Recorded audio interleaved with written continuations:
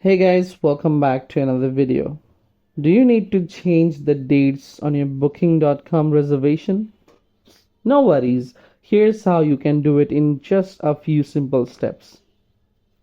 First, open the booking.com app or go to their website and log into your account. Once you are logged in, go to the bookings section. Find the reservation you want to modify and click on it. Look for the modify booking option. If this option is available, you will be able to change your check-in and check-out dates right there. Next, select your new dates and click Save to confirm.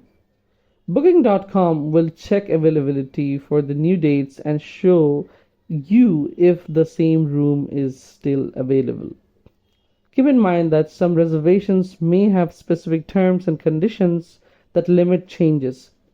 For example, if the rate you originally booked is no longer available for your new dates, you may need to pay a different price. If you don't see the modify option or need more assistance, contact Booking.com's customer support.